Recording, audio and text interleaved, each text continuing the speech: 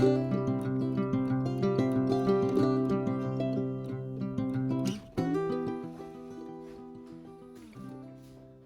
everybody, welcome back. It's Tom Christie back in the carving shop, back from the Ohio competition. Had a great time there, met a lot of good old friends and a lot of new people, and I put a video together on that separately. If you haven't checked it out, you might want to do that. But the next project that I want to work on is a Drake King Eider. And the Drake King Eider has very unusual geometry going on. So I thought it might be helpful to do a video specifically on the carving of this Drake King Eider's head.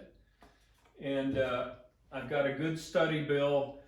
You know, I did a separate carving video on how to carve a Drake Mallard's head, but the shapes are so different on the King Eider, I thought it might be helpful. Let's do one specifically for this bird if you want to tackle that as a project. The other unusual thing about a Drake King Eider are the horn feathers that project from the back. I'm going to carve those out of holly and insert those. Holly is a very tough wood, hardwood, and you can carve them out of tupelo.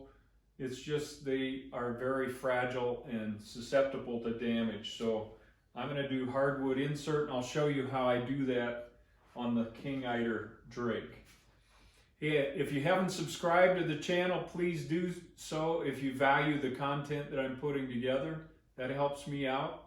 It'll make sure you get notice of any new content that I put up. So let's get going on the King Eider Drake. All right, we're going to start with some layout work as usual. So I struck a center line on the head, and you know I'm anal about the center line. That is the pattern, so we want to maintain that throughout the carving process until the finish sanding we can take it off. But by maintaining the center line, we make sure we don't change the profile that we worked so hard to create in the pattern making. So this is the pattern, the head pattern. This is the study bill, and before we get carving, I just wanted to point out on the King Eider Drake, the size and shape of this lobe can change quite significantly. On the study build, it's somewhat smaller. The pattern that I chose to do is kind of an enlarged globe in that area, and I'm doing that on purpose. I really like this pose, and from a distance that is really going to show up. So as we're carving, I'm going to use the reference bill.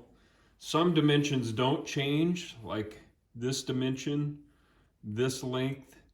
It's just in this area that we're going to have to compensate and follow the pattern versus the study bill. So an important part. That can also change in terms of the width of the bill from the top. In this larger pose, it's going to be engorged a little bit, so we're going to want to leave some extra width there. All right, I used the study bill to make myself a pattern, traced around that on a piece of cardboard and made a pattern. And I made that pattern all the way back to the rictus here, where the upper and lower mandible meet, and that's a critical dimension and position that we're going to want to locate on the carving itself. All right, I used my bill template on the top side to mark out where the bill lies here in front of the forehead. And then on the bottom side, same thing, laid that out back to the dimension to where the upper and lower mandible meet, and I know that width is correct. The head is pretty angular from the top, so continuing from that bill back to the eye or just past the eye, it's going to be kind of a wedge shape. And then in the back, it's going to be more rounded. So not a sharp point back there, but kind of a rounded back of the head. Okay, another critical dimension on the King Eider drake's head is this crest or hood that he has behind the eye, and that comes down the side here and wraps around the neck. And I'm going to use my awl and the pattern to make sure I know where that line is, because that is actually the widest part of the head from the top. So I'm just transferring that line onto my block so I have a good idea of where that is on both sides, and then I can transfer that up to the top of the pattern or block and know that's going to be the widest point. So I don't want to cut material out of that area as I'm shaping the head and leave that area too thin. Okay, and I've transferred that line vertically up to the top on both sides. And now that'll help guide my cut here. As I'm taking material off, I can go back to that point and maintain that full width back here and narrow things down from there forward. I've also given myself a guideline here on the neck. The neck is really thick and bulky and kind of oblong in this position. But right now it's just a guideline to make sure as I'm cutting material away I don't take the neck out while I'm cutting. So that'll just be a reference line. As you've seen in previous videos, I like to use a coping saw for these cuts when I can, because it's a little slower.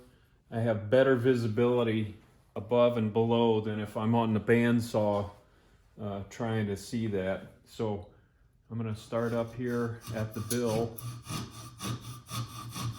and follow my guideline and check underneath to make sure I'm following the profile of the bill underneath. Just going to speed the video up here so it doesn't take so long to finish that cut. I put this vertical because that's where I want to end up with my cut. So it kind of gives you a guideline to shoot for as you're sawing. This doesn't have to be perfect. We're just removing wood at this point. All right, I'm right at the eye, so I'm going to slow down.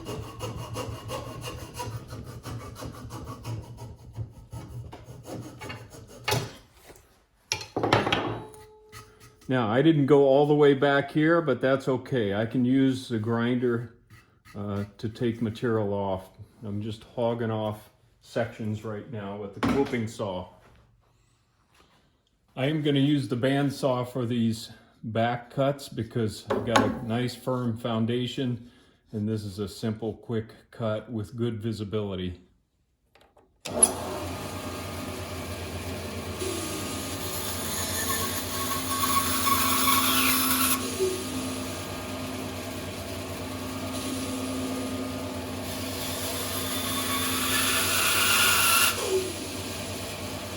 Like that. All right, we've got our cuts made, and just give you a view of that from the top. Couple of things to note. We've left material here in this critical area, the thickest part of the head, so we haven't sawn that off. And the other thing I wanted to show is underneath.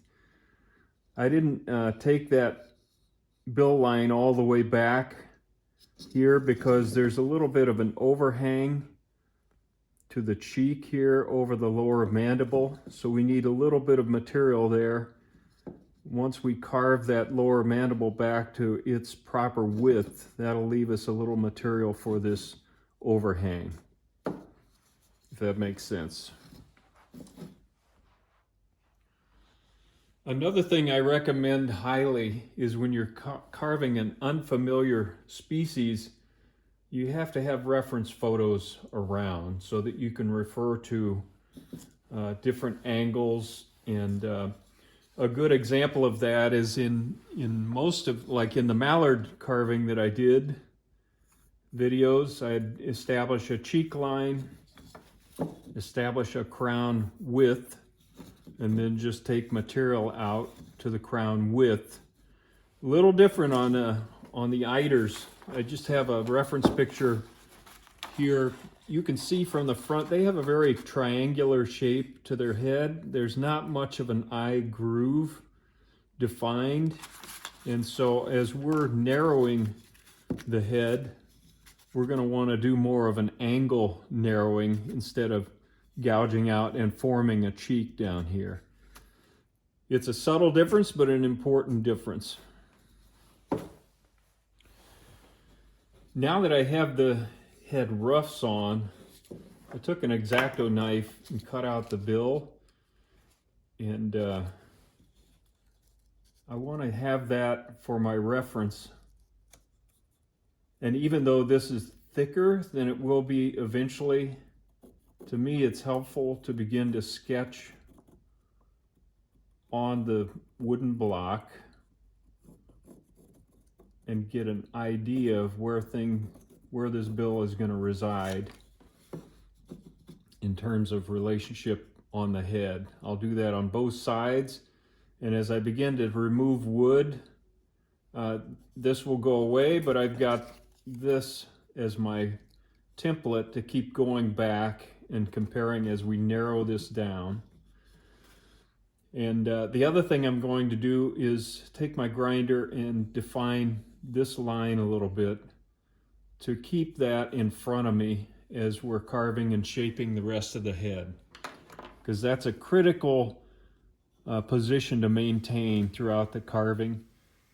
Now I'm going to use this bullet nose 3/4 inch saber-tooth burr. It's a fine burr with that yellow color, and define that shape along the side of the face as we talked about, the junction between the face and the feathers that go over the back of the head. And then I'm referencing that oval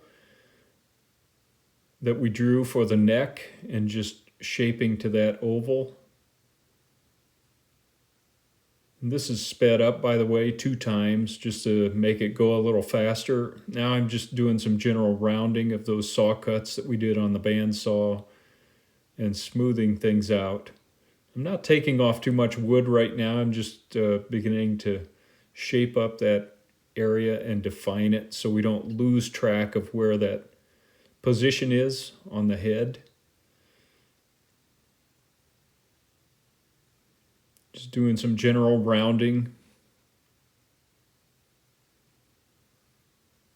Okay, so we've rough shaped that area. Now we're going to work with a little finer tool here. This is a smaller teardrop shaped burr, and I'm going to use that to further define some of those areas and to work on this neck area where we need to undercut the material and round that out.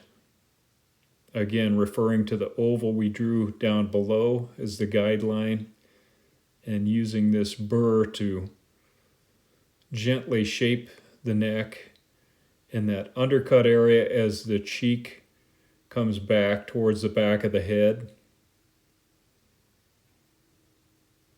And I'm using that tool to get in and further define that area where the feathers of the back of the head meet the neck.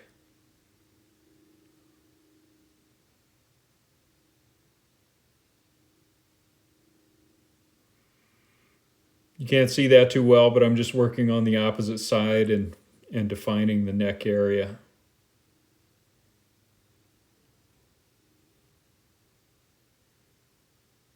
So real rough shaping at this point, just getting the general shape established.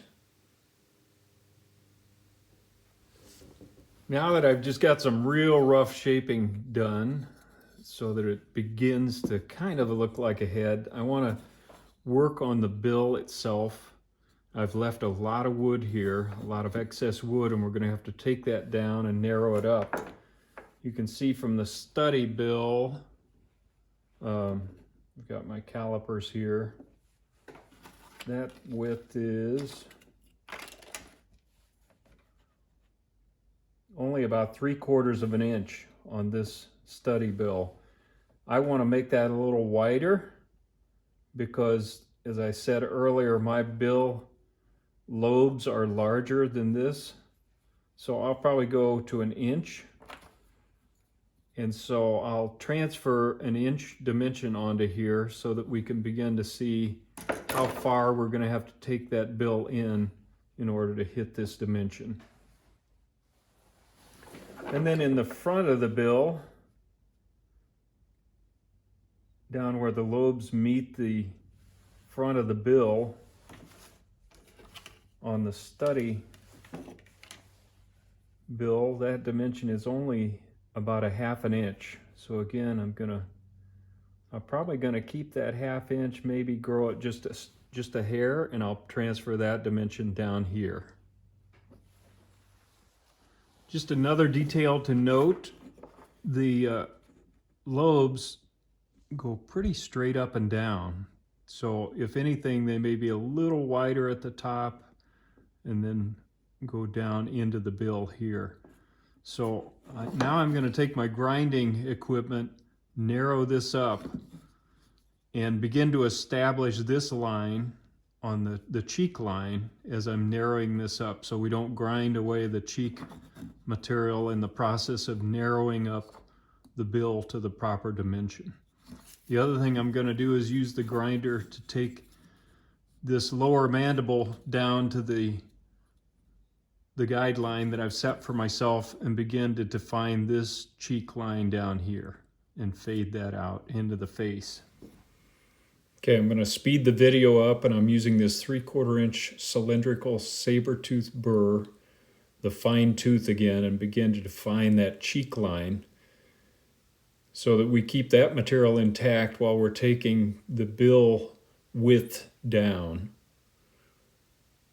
to hit that guideline that we struck on there with the calipers.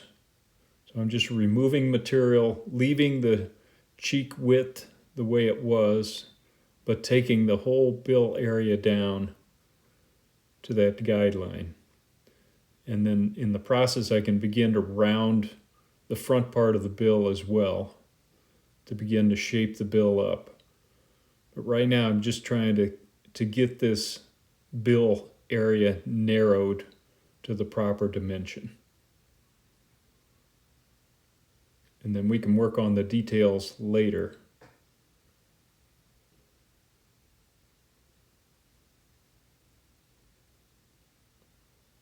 Just going back and forth and rounding things as I go. Now we need to narrow that front area where it meets the bill a little bit. That's good. Now I'm going to use the small cylindrical burr and remove material under that cheek down to that lower mandible guideline that comes from the bill pattern. So that begins to define that area down below, and again, keeping all that cheek material intact so we can round that later. Doing that on both sides.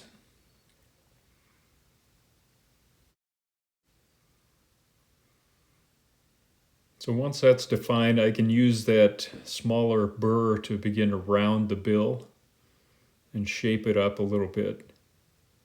Just rough shape.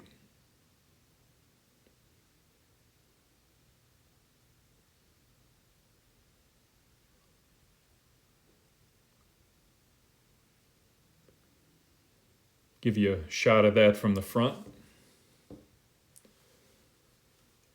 Now I'm using that same cylindrical burr to begin to round the lower area of the head there where it meets the cheek, so we don't have a big shelf, and I can use that to round the front edge of that cheek line.